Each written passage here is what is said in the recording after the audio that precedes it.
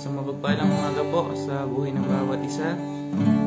Ang gawain pong ito ay nagmumula po sa Door of Faith, Chunan, Taiwan, dito po sa Miaoli.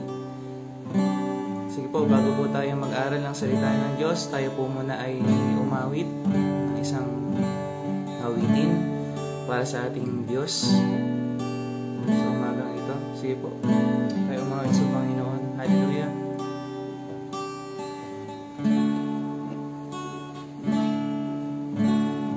God of my youth, I remember you called on my life, took me over. Your love has seen me through all my days. I stand by your grace.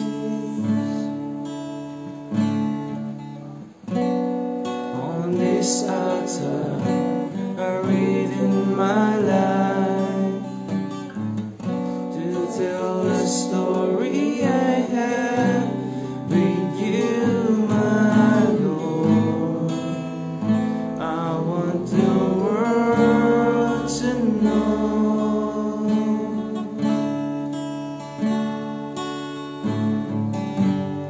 God of my forever, forever I'm with you. My life is saved with a price, your sacrifice redeemed my soul. God of my forever, forever I will sing. My greatest honor will always be to serve my Lord and King. Verse 2. God of my all, I surrender. My heart finds rest in your word. Praises will not be enough to show how my love for you has grown. Nothing matters when you are with me. In the end, just to hear you say, well done, bowing before your throne.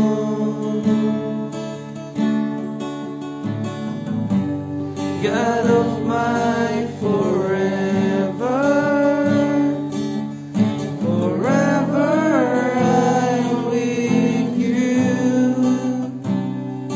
My life is saved with a price, your sacrifice redeemed my soul. God of my forever, forever I will sing. My greatest honor will always be to serve my Lord and King. Forever and ever, Jesus, you alone in glory reign. Forever and ever, with you I'll walk this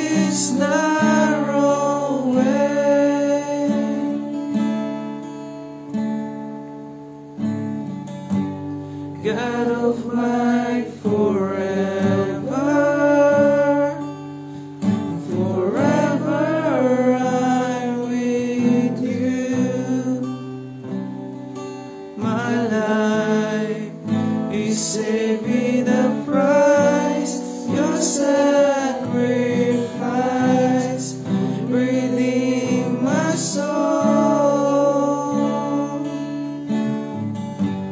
God of my forever, forever I will sing. My greatest honor will always be to serve my Lord and King. My greatest honor will always be to serve my Lord and King.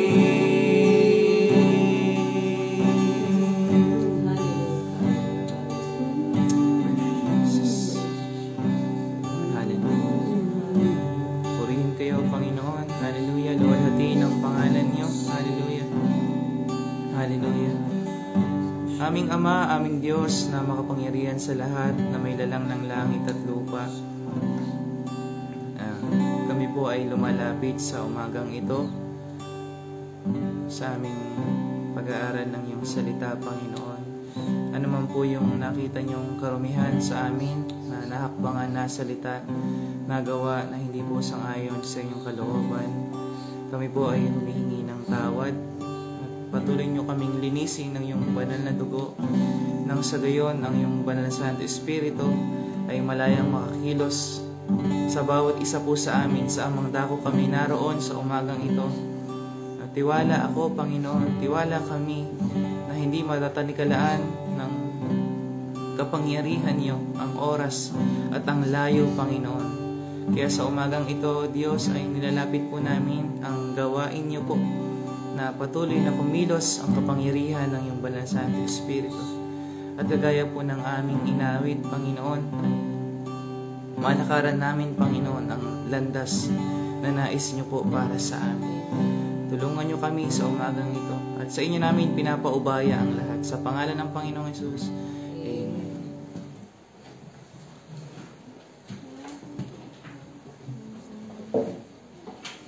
Nakausog po ng konti. Kasi gumagalaw yung video. Konti lang. Hindi, dito lang tayo. Purihin ang Panginoon, isang mapagpalang umaga po. Minsan pa, kami po ay narito sa lugaran ng Taiwan, sa Door of Faith, Chunan. Dito po sa Miauli. Ang namamahala po sa amin ay ang Pastora Neberisa Masaredo. Sige po, tayo po ay mag-aaral ng salita ng Diyos, kagaya po ng inawit natin kanina. Sa aklat ng Matthew 7, sabay-sabay po nating buksan ang ating mga Biblia. Sister, konting pusat lang, umuga, hindi. Ganun lang, okay. Aklat ng Matthew 7, 13 to 14. Sige po mga kapatid. Aklat ng Matthew. Sige po, basahin ko na lang po dito sa salin ng New King James. 13 to 14. Ang sabi dito, Enter by the narrow gate, for wide is the gate, and broad is the way that leads to destruction, and there are many who go in by it. Because narrow is the gate, and difficult is the way which lead to life, and there are few who find it. Pag-uusapan natin mga kapatid sa umagang ito yung wide gate at saka yung narrow gate. Yung wide gate ay hindi na natin ganong hahanapin sa Biblia. Pero tignan na lang natin sa ating mga pamumuhay kung tayo ba ay naroon sa wide gate at kung tayo ba ay naroon sa narrow gate. So the narrow gate, ano ba ang ipinapakita nito? Sabi ng verse 13, The narrow gate, for wide is the gate, and broad is the way that leads to destruction, and there are many who go in by it. The wide gate, a way leads to destruction, meaning going to eternal separation to God in hell. Ang bad news po nito, mga kapatid, many people choose this way. Bakit maraming tao ang pumipili ng ng wide gate na ito. Maluwang na daanan. Bakit maraming tao ang pumipili? Ang una po ay because it is easy to enter. Mabilis pasukan dahil maluwang nga po ang daan na ito. Napakabilis mong madadaanan. Pangalawa, you can do what you want as long as makes yourself happy. Pwede mong daanan ng lugar na ito kasi ang pipiliin mo lang yung sarili mo na maging masaya ka. Ano man yung gagawin mo ay okay lang basta masaya ka. Yun yung wide gate. Simply because you just need to love yourself. Mahalin mo lang yung sarili mo, nandun ka na sa daraanan na yun. Self-centered way. Gusto mo palagi ikaw yung nakikita? Gusto mo ikaw yung palaging naririnig, napapakinggan? Gusto mo yung tao ay nakatutok yung attention sa iyo? At sa panahon na ito ay kitang-kita po natin yan, mga kapatid. Alam natin na maraming tao na ang focus ay sarili nila. At gusto na palaging bida. Hindi naman si Jollibee pero bida ang saya. Siya palagi ang bida. The main character kasi is yung self. Everything that makes body satisfied. Pag dumadaan ka dun sa wide gate, lahat ng bagay na magsasatisfy sa laman na ito ay yun ang gagawin ng isang tao. So sabi ng Isaiah 53 verse 6 sa MBB na salin, Isaiah 53 verse 6, tayong lahat ay tulad ng mga tupang naliligaw. Nagkanya-kanya tayo ng lakad, ngunit ipinataw ni Yahweh sa kanya ang kaparusahang tayo ang dapat tumanggap. Tingnan niyo mga kapatid. Nung sinilang tayo ng Diyos dito sa mundong ito, hindi niya tayo ginawang robot. Binigyan niya tayo ng kapahintulutan na piliin ang landas na nais nating piliin. At kagaya ng sabi ni Isaiah, nagkanya-kanya tayo ng lakad. So anong ibig sabihin po nito? Pinili natin yung bagay o daraanan na gusto natin. Bawat isa sa atin ay pumili ng gusto nating gawin, kagaya ng ginawa ni Eva at ni Adan. Bagamat inutusan na sila ng Panginoon na huwag gawin yung bagay na iyon, na huwag kainin ng prutas, they still choose. Bakit po? Because self-satisfied. Because of the self-satisfaction. Because of fleshly desire. Maganda, masarap, mukhang masarap. Nagkanya-kanya tayo ng lakad. Hindi tayo ginawang robot ng Panginoon na ito gawin mo to, ito gawin mo yan. Inutos niya, pero nasa atin ang desisyon kung gagawin ba natin. At ang bad news nito mga kapatid, maraming dumadaan sa lugar na ito, your destiny is in darkness. Tungo ito sa walang hanggang pagkawalay sa Diyos. Okay, yun po yung wide gate. So pupunta po tayo sa narrow gate. Dito po tayo tututok. Dahil maikli lang po yung oras natin. The narrow gate. Ang sabi dun sa narrow gate sa verse Matthew 7:14, way leads to life. Ang bad news po nito mga kapatid, only few choose this way. Kakaunti lang yung pumipili kasi nga masikip yung daraanan. At kung ikaw ay medyo malaki-laki, parang ang hirap dumaan. The narrow gate. Hindi ko naman sinasabi yung matataba, hindi makakadaan na mga kapatid. Hindi ko po sinasabi na ganun. Ang ibig ko pong sabihin, ang narrow gate na masikip na daan na to, kung bakit iilan lang ang dumaraan ay dahil, number one, because you need to follow rules. Meron pong 618 na kautusan, kung di ako nagkakamali, na mababasa natin sa Biblia. At aminin natin at hindi, ang hirap sundin. Tama? Ang hirap sundin. Kaya ibinigay sa atin ng Panginoong Hesus, mga kapatid, hindi para tapusin o isawalang bahala ang kautusan, kundi para tuparin ang lahat ng ito. So kung tayo man ay sasampalataya sa Panginoong Hesus, isang bagay mga kapatid, parang nasunod mo na rin yung kautusan. Kasi tayo mismong mga tao, yung physical na pangangatawan na ito, ang hirap sumunod. Kahit nga lang sa mga simpleng utos sa atin, hindi na natin masunod mga kapatid.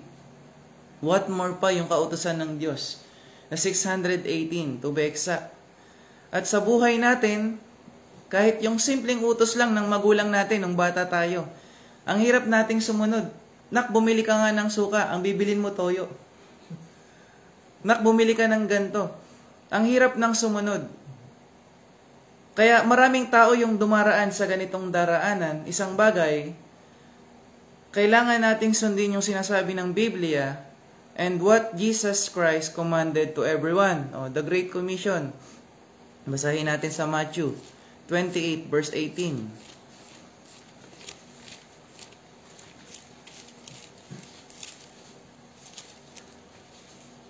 Sabi dito, Matthew 28 verse 18, lumapit si Jesus at sinabi sa kanila, ibinigay sa akin ang lahat ng kapangyarihan sa langit at sa lupa. Kaya't humayo kayo, gawin ninyong alagad ko ang mga tao sa lahat ng mga bansa. Bautismohan niyo sila sa pangalan ng Ama, ng Anak at ng Espiritu Santo. Verse 20, turuan niyo silang sumunod sa lahat ng iniuutos ko sa inyo. Tandaan ninyo, ako'y laging kasama ninyo maging sa katapusan ng panahon. Makikita natin dito mga kapatid, hindi po natapos sa bautismo sa ngalan ng Ama, ng Anak at ng Banal na Santo Espiritu. Meron pang sinabi ang Panginoon, ang hirap sundin. Ano po iyon? Yung sumunod sa mga utos niya. At ang utos ng Panginoong Hesus, kung babasahin natin ang Biblia, from the beginning ng ministry ng Panginoong Hesus, repentance of sin ang tinuturo niya. Pagtalikod sa buhay mo. Pagtalikod sa makasalanan mong pagkatao. At kailangan nating sundin to dahil inuutos ng Panginoong Hesus. Ang hirap dumaan sa narrow way, sa narrow gate. Isang bagay pa, other must be the first. Tayo ng tao, gusto natin na tayo ang bida. Paano natin uunahin yung iba? Kung yung sarili nga natin, hindi na natin matulungan, paano pa natin tutulungan ang iba? Pero ang sabi ng Panginoon sa Matthew 16, verse 24, tignan niyo po mga kapatid, kung talagang dumadaan tayo sa narrow gate o sa masikip na daraanan. Matthew 16:24, 16, sorry, nasa 14 pa lang. Sabi dito, Matthew 16 verse 24, sinabi ni Jesus sa kanyang mga alagad, sino mang nagdanais sumunod sa akin ay kailangang itakwil ang kanyang sarili, pasanin ang kanyang krus at sumunod sa akin. Tingnan niyo po, basahin ko po sa salin ng ASND.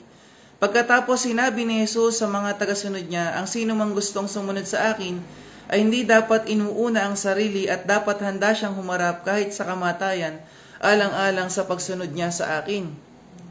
Let him deny himself and take up his cross and follow me.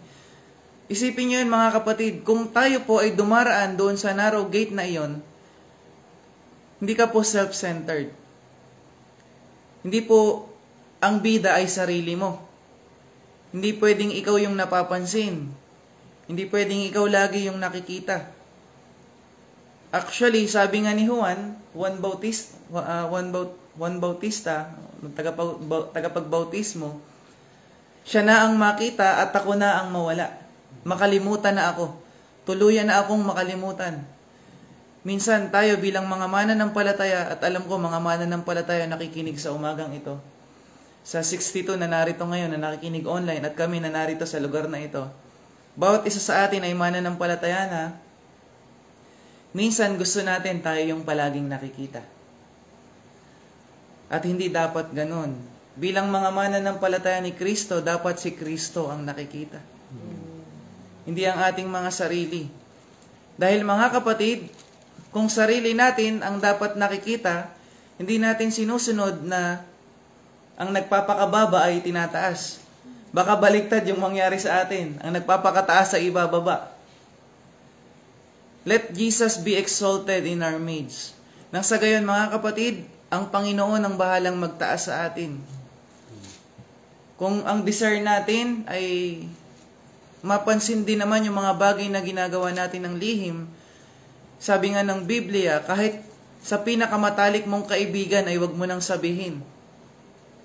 Hayaan natin ang ginagawa natin ng lihim, ang Diyos ang magparangal para sa atin.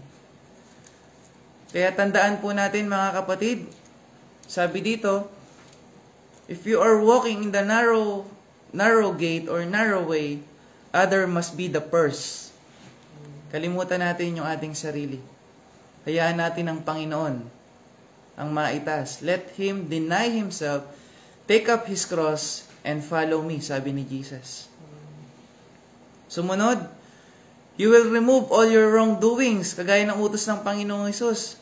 Bakit kailangan nating tanggalin yung mga bagay na ayaw ng Diyos? Bakit natin kailangang alisin yung mga bagay na hindi kalugod-lugod sa Diyos? Hebrew 12 verse 1. Sabi dito, Hebrew 12 verse 1, therefore since we are surrounded by such a great cloud of witnesses. Sabi dito sa NIV na salin, great cloud of witnesses. Kasi po ang ulap, hindi naman po natatapos pag tinignan natin sa langit. Kahit saang lugar tayo tumingin, makikita natin ang ulap sa kalangitan. Therefore, since we are surrounded by such a great cloud of witnesses, let us throw off. Matindi ito itapon nyo na. Let us throw off everything that hinders and the sin that is easily entangles. Tingnan nyo po ito mga kapatid. Let us throw off.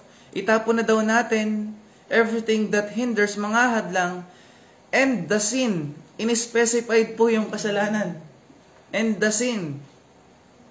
Bakit po? Turo kasi ito ng Panginoong Hesus At tayo bilang mananampalataya ni Kristo, we are no longer live in sin.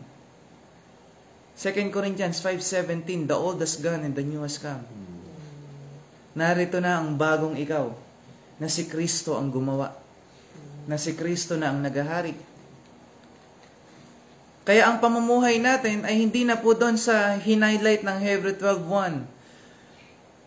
And the sin that so easily entangle. And let us run with perseverance. Ito na yung dapat natin gawin as we walk in the narrow gate. Let us run with perseverance the race marked out for us. Merong nakatakda na tayong dinaraan ng takbuhin. Alisin na natin anumang hadlang sa ating pagtakbo. Buong tiyaga tayong magpatuloy sa takbuhing itinakda ng Diyos para sa atin. We have our own race. Okay? Tignan natin mga kapatid yung sarili nating karera na inilagay ng Diyos para sa atin. Yung track na dinaraanan natin. Minsan ganito tayo Tinitignan natin yung track ng iba. Pero yung track na dinadaanan natin, hindi na natin pinapansin. Sabi nga ng Biblia, pinapansin natin ang puwing ng iba, pero ang malatrosong puwing na nasa atin ay hindi natin pinapansin. Believers of Christ, kayo na nakikinig ngayon, tayo na nakikinig sa umagang ito. Let us throw off everything that hinders and the sin that so easily entangle. Let us run with perseverance and race marked out for us. Ano man yung nakalaan at itinakda ng Diyos na takbuhin para sa atin, pag sumikapan natin, gawin natin yung pinakamabuti, at bilang mga mananampalataya ni Kristo, mga kapatid, let us run with perseverance. Tutulungan tayo ng Diyos. Di ba sabi dun sa Great Commission, sa pinakadulo, makakaasa kayo na kasama natin ng Panginoon? So, kaya natin gawin yung sinasabi ni Jesus.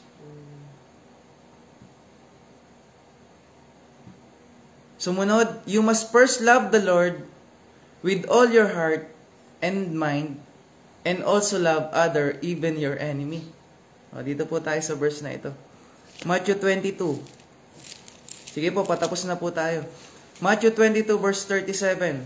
Ano ba ang utos ng Panginoon sa atin, Panginoong Hesus?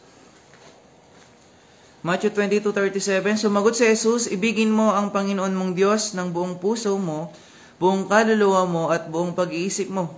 Ito ang pinakamahalagang utos. Ito naman ang pangalawa, ibigin mo ang iyong kapwa gaya ng pag-ibig mo sa iyong sarili. Tingnan niyo po ito mga kapatid. As we walk to the narrow gate or narrow way, mamahalin natin ang Diyos. all your heart, all your mind, all your soul, all your strength. Buo mong pagkatao yan. Walang inexempted yan ng Diyos. Buo mong pagkatao. At tingnan nyo po, sino pa yung mamahalin nyo? Mamahalin nyo yung kapwa nyo. Gaya ng pagmamahal nyo sa iyong sarili. Sino ba ang kapwa? Kasama na din po dyan yung mga taong umuusig sa atin. At nagsasabi sa atin na ang corny-corny mo. Minsan ka lang maaya na tumagay. Hindi mo pa kami pagbigyan. Yung mga kapwa natin na nagsasabi sa atin ng hindi maganda at gumagawa ng hindi maganda sa atin, kasama po sila sa kapwa na dapat nating unawain at mahalin. At kung yung kapwa nga natin mananampalataya, hirap na nating mahalin, paano pa yung umaaway sa'yo? Kaya mga kapatid, as we walk to this narrow gate, this narrow way, you must love the Lord with all your heart and mind and your soul, and love other, even your enemy. Okay, ang good news. Siyempre may good news yan. Kanina puro bad news eh. So, pasok tayo sa good news. Ang good news ito, the end of the road is Jesus Christ. Ang gantimpalang hindi nawawala ang Panginoong Jesus. Now, Matthew 22 verse 11 to 14, panghuling talata. Tingnan niyo po mga kapatid. Dito sa talinghaga sa kasalan, tingnan niyo po. Sabi sa New King James na salin, New King James version 22 verse 11 to 14. But when the king came in to see the guests, he saw a man there who did not have on a wedding garment. Verse 12. So he said to him, Friend, how did you come in here without a wedding garment? And he was speechless. Verse 13. The king said to the servant, Bind him hand and foot, take him away, and cast him into outer darkness. There will be weeping and gnashing of teeth. Verse 14. For many are called, but few are chosen. Ano pong mapapansin natin dito mga kapatid? Dito sa talinghaga ng kasalan na sinabi ng Panginoong Hesus, kung babasahin natin ang buo ng context ng talinghagang ito, ang Panginoong Hesus ay nagpadala ng mga sugo niya. Ngunit ang ginawa ng mga tao na ang ginawa ng hari na isinugo niya para sa mga tao na iniimbitahan sa kasalan ay pinatay. Okay, pinatay yung mga pinadala ng hari. At dahil doon, ang hari ay nagalit. Nagpapunta siya ng mga sundalo at pinagpapatay yung mga tao na gumawa ng bagay na iyon. At sabi niya, nakahanda na ang lahat ng mga pagkain, nakatay na ang mga hayop, nakakainin. Ang kailangan na lang ay yung mga pupunta sa kasalan na mga inimbitahan. At yung mga inimbitahan niya, hindi karapat-dapat. Kaya ang ginawa ng hari, nag-imbita siya sa lansangan. Lahat ng makita niyong tao, imbitahan niyo na. So, nagpuntahan yung mga tao, napuno ng guests yung place, yung venue. At pagpunta niya doon sa venue, nakita niya yung isang guest. Yung isang man na hindi nakasuot ng wedding garment, hindi nakapangkasal. At nilapitan niya ito at tinanong, Friend, how did you came in here without a wedding garment? Ngayon, yung lalaki, hindi nakapagsalita. He was speechless. At alam nyo ba mga kapatid, ito yung mga taong hindi ligtas.